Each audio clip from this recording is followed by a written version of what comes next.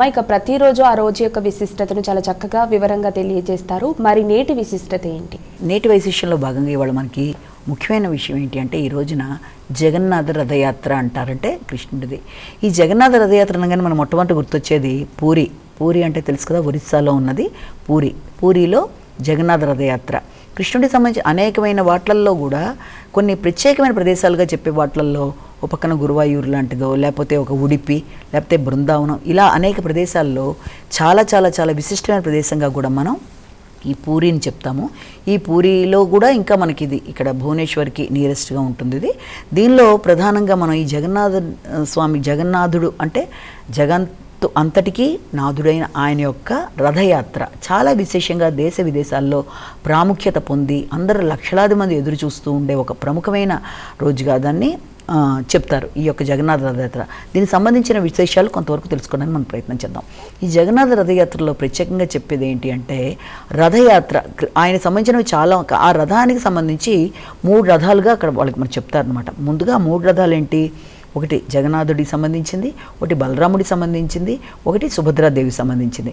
అందులో ఈ యొక్క జగన్నాథుడి యొక్క ఈ రథాలు తయారు చేయడానికే దాని యొక్క విశిష్టత ఏంటంటే, మనకి అక్షయ తృతీయ సమయానికే అక్కడ ఉండే పూరి రాజు దాన్ని ఒక సామంతరాజులకి చెప్పి వారి యొక్క దాంతో, అంటే ఈ దశపల్ల సామంతరాజులు వారి యొక్క సహకారంతో అక్కడ పండితులు వాళ్ళందరూ కూడా ఒక చెక్కలన్నీ సేకరించి వాటిని చాలా చక్కగా తయారు చేయించి, ఇదంతా అక్షయ తృతీయ సమయానికి ఇవన్నీ చేస్తారనమాట. అంటే 2 నెలల ముందు నుంచే ఇవన్నీ చేయడం మొదలు పెడతారు, రథయాత్రకి ముందు నుంచి.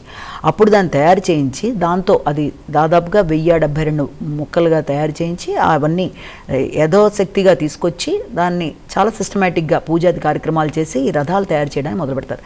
జనరల్గా రథం అనేటప్పుడు మనం ఏం చేస్తామంటే, ఉత్సవమూర్తులను ఊరేగించడం, ప్రతి దేవాలయంలో ఒకటే రథం ఎప్పుడు కాన్స్టెంట్గా ఉండడం చూస్తాం. కానీ జగన్నాథ రథయాత్రలో విశేషం ఏంటంటే, ఏ సంవత్సరానికి ఆ సంవత్సరం అవి తయారు చేయడం అనేది, దానికి సంబంధించి సిస్టమేటిక్గా ఒక ఉత్సవమూర్తులు కాకుండా డైరెక్ట్ దేవతలనే తీసుకొచ్చి వాళ్ళు మూల విరాట్లను తీసుకొచ్చి పూజాది కార్యక్రమాలు చేసి వాళ్ళు ఈ యొక్క రథయాత్రలు చేయడం అనేది ఇందులో విశేషంగా చెప్తాం.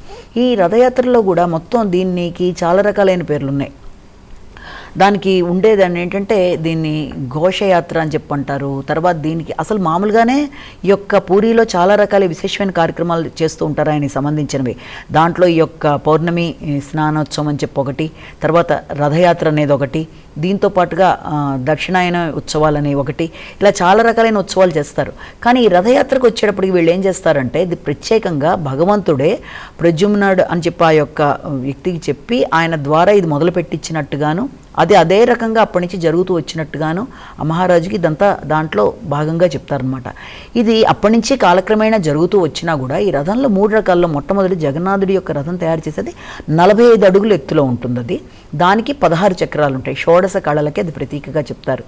దానికి సంబంధించి దాని మీద ఒక చక్కటి ధ్వజం, దానికి మంచి కలర్ఫుల్గా ఒక ఎర్ర గీతలతో ఉండే పసుపచ్చ కలర్ క్లాత్ లాంటి దానికి కడతారు. దాంట్లో రుద్రాదేవతలు, తర్వాత ఈ యొక్క సప్త ఋషులు, తర్వాత ఈ యొక్క బ్రహ్మదేవుడు, ఇంద్రుడు మొదలైన వారందరినీ కూడా అందులో ఈ యొక్క కృష్ణుడు వీళ్ళందరూ ఉన్నట్టుగా అదొకటి. తర్వాత వచ్చేప్పటికి 44 అడుగుల ఎత్తులో అది అక్కడ దాదాపుగా 14 చక్రాలతో దాన్ని ఏంటంటే ఈయనకి సంబంధించి బలరాముడికి సంబంధించింది, దాని మీద హలధ్వజం, దానిపైన ఆయన యొక్క హలం ఎగురుతూ ఉంటుంది. అదే ఆయనకి సంబంధించిన రథం. తర్వాత వచ్చేప్పటికి సుభద్రాదేవికి సంబంధించిన రథం. దీనికి ఏంటంటే దీని రథసారథిగా అర్జునుడిని చెప్తారు. దాన్ని పద్మధ్వజం అని కూడా అంటారు, దాన్ని దేవదళ్ళు అని కూడా అంటారు ఆ యొక్క రథాన్ని. అది దాదాపుగా 43 అడుగుల ఎత్తులో ఉంటుంది. 12 నెలలకు ప్రతీకగా 12 చక్రాలతో ఉంటుంది. ఈ 3 రథాల్లో కూడా భగవంతుడిని పెట్టి దాన్ని ఊరేగింపుగా తీసుకెడతారు. శోభయాత్రలా జరుగుతుంది అది. ఈ యాత్రా విధానం పెడుతున్నప్పుడు అందరూ కూడా వచ్చి ముఖ్యంగా దానికి అన్నీ తయారు చేయించి దేవుళ్ళని పహండి అనే కార్యక్రమంతో ప్రారంభమవుతుంది. దానికంటే ముందు వాళ్ళు ఏం చేస్తారంటే జహర్ పహర్ అని చెప్పి ఇంకొక కార్యక్రమంలో ఆ యొక్క భగవంతుడిని కూర్చోబెట్టి తీసుకొస్తున్నప్పుడు అంతా కూడా చక్కగా ఆ ప్రదేశంలో కస్తూరితో కళాపిలా జల్లి దాన్ని ఆ యొక్క పూరి ఈ మహారాజు వచ్చి ఆయన ఆ రథం లాగడానికి ముందు ఆయన తయారు చేసే కార్యక్రమం. ఆ తర్వాత దాంట్లో ఇంకా మిగిలిన వాళ్ళందరూ ఆ మఠం వారు వచ్చి దాన్ని కూడా దేవుణ్ణి దర్శించుకుని పెడతారు ముందు, అంతా సిద్ధమైన తర్వాత. అలాగే దేవుళ్ళని లోపల ప్రవేశపెట్టేది ఇంకొక ముఖ్యమైన కార్యక్రమం పహండి అంటారు. ఆ పహండిలో ముందర ఆ యొక్క దేవుణ్ణి తీసుకొచ్చి పెట్టడం, తర్వాత మిగిలిన దేవతలందరినీ పెట్టుకుని ఇలా వెళ్ళడం అనేది. దాని తర్వాత ఇంకా విశేషమైన కార్యక్రమం ఏంటంటే హీరా పంచమి అని చెప్పంటారు. దేవుళ్ళని తీసుకుని వెడుతున్నప్పుడు కూడా అక్కడ ఆ ప్రదేశంలో ఒక తీసుకెళ్ళి ముందు గుండీచ అని చెప్పి ఆ యొక్క ఆవిడ ప్రధానమైన వ్యక్తి. దేనికి ప్రధానమైంది? ఈ యొక్క ప్రద్యుమ్న మహారాణి ఆవిడ యొక్క ప్రదేశానికి తీసుకెడతారు. ముఖ్యంగా అది 3 కిలోమీటర్ల కంటే ఉండదు, కానీ ఆ దూరంలో ఆ 3 కిలోమీటర్ల యొక్క దీన్ని నడపడానికే దాదాపు 12 గంటలు పడుతుంది. అంటే అంత జనసమూహంలో ఉంటారు అందరూ కూడాను.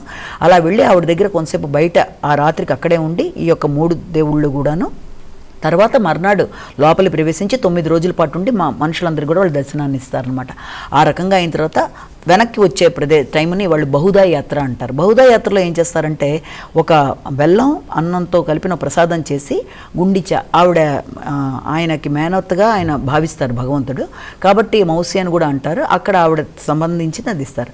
ఆ తర్వాత ఇంకా ముందుకు వచ్చేసిన తర్వాత వెనక్కి వచ్చేటప్పుడు ఆ దేవతా విగ్రహాలకి చక్కగా బంగారుతో అన్నీ చేసి వస్త్రాలు పెట్టి మళ్ళీ యథాప్రదేశంలో పెట్టడానికి సునావేశ అంటారు. అంటే ఇలా డిఫరెంట్ నేమ్స్తో భగవంతుడిని తీసుకెళ్ళడం. అలాగే కొన్ని సందర్భాల్లో రథం కదలకపోతే ఏదైనా అపచారం జరిగిందేమో చెప్పి కొబ్బరికాయ కొట్టడం. అలాగే అలా కొన్ని విచిత్రంగా అనిపిస్తాయి అన్నమాట. కానీ అందరూ కూడా దేశ విదేశాల నుంచి చూడడానికి చేసే ప్రయత్నాలు అనేవి ఒకటి అయితే అందులో అలా అన్నిటికంటే ప్రధానంగా ఏంటంటే దీనికంటే ముందు జరిగే కార్యక్రమంలో ఎప్పుడైతే మీరు అక్షయ తృతీయ నుంచి ఈ యొక్క రథానికి సంబంధించినవన్నీ చేస్తున్నారో, తయారు చేసే సిద్ధం చేస్తున్నారో, అదే టైంలో చందనయాత్ర అనేది కూడా ఉంటుంది. ఆ చందనయాత్ర 42 రోజుల్లో 21 రోజులు బాహ్య చందనయాత్ర అని ఉంటుంది. అంటే బయట అందరూ చూసే విధంగా పెట్టి దేవుళ్ళనన్నీ చందనంతో తయారు చేస్తూ ఉంటారు. మిగిలిన 21 డేస్లో వాళ్ళు ఏం చేస్తారంటే ఇక్కడ ఆయనకి లోపల జరుగుతుంటాయి, ఆలయంలో కార్యక్రమాలు జరుగుతాయి. ఈ భగవంతుడిని ఏం చేస్తారంటే ముఖ్యంగా ఇది జ్యేష్ఠ పూర్ణిమ నాడు జరుగుతుంది, స్నాన పూర్ణిమ అంటారు. ఆ సమయంలో భగవంతుడిని తీసుకెళ్ళి చక్కగా అక్కడ స్నానాది కార్యక్రమాలన్నీ చేయిస్తారు.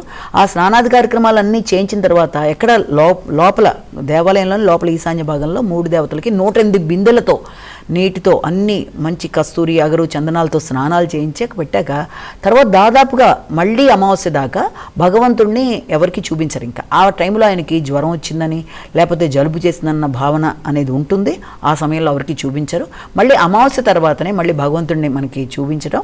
ఆ తర్వాత అమావాస్య అప్పటిదాకా వేద పండితులకైనా లేకపోతే ఆ దేశపు రాజుకైనా లేకపోతే భక్తులకైనా ఎవరికి కూడా చూపించడం జరగదు. అంతా అక్కడి వాళ్ళే కార్యక్రమాలన్నీ చేసుకుంటారు. ఆ సమయంలోనే ఈ బొమ్మలు ఈ యొక్క చేసిన ఈ బొమ్మలు ఉంటాయి కదా, ఈ 3 బొమ్మలు కూడా భగవంతుడికి సంబంధించిన ఈ యొక్క వాటికి చక్కగా మంచిగా కలర్స్ వేయడం, చక్కగా కళ్ళు అందంగా చేయడం, దాన్ని నేత్రోత్సవం అంటారు. కళ్ళు కూడా చాలా డిఫరెంట్గా ఉంటాయి ఈ చక్కటి చెక్క బొమ్మలుగా తయారు చేసిన వాటికి. భగవంతుడిని ఆ రూపంలో అందంగా తయారు చేసి తర్వాత మనకి ఈ యొక్క జగన్నాథ రథయాత్ర అనేది బిగినవుతుంది. ఈ రథయాత్రలో మొట్టమొదటిగా పాలు పంచుకునేది ఆ యొక్క మఠం వారు వచ్చి ఒకసారి చూసి వెళ్ళిపోయిన తర్వాత ఆ మహారాజు తర్వాత మిగిలిన అందరూ కలిపి ఒకసారి దాన్ని లాగడానికి ప్రయత్నం చేసి అక్కడి నుంచి వాళ్ళు మహారాజు తర్వాత అందరూ కూడా ఇలా తీసుకెడతారు. ఇలా వెళ్ళిన తర్వాత అక్కడ గుండిచ దేవాలయం దగ్గర జనకపురి అంటారు, ఆయన మొదలైన ప్రదేశం. అక్కడ వెళ్ళి అక్కడ అందరికీ దర్శనం ఇచ్చి మళ్ళీ వెనక్కి వస్తారు. ఈ రకంగా ఈ జగన్నాథ రథయాత్ర అనేది దీని గురించి అనేక విశేషాలు, అక్కడ చేసే ప్రసాదాలు కానీ అక్కడ ఆయన చూపించే ఇది కానీ ఎక్కడెక్కడి నుంచో వచ్చి వ్యక్తులందరూ కూడా చాలా విశేషంగా దర్శించుకోవడానికి 1000 కళ్ళు చాలినట్టుగా ఉంటాయి. అది చాలా విశేషాల సమాహారంగా జగన్నాథ రథయాత్ర గురించి చెప్తారు. ఇది చాలా విశిష్టమైంది, జీవితంలో ఒకసారన్నా దర్శించవలసిన ప్రదేశంగా చెప్పే దాంట్లో ఈ పూరి జగన్నాథుడి యొక్క దేవాలయాన్ని చెప్తారు.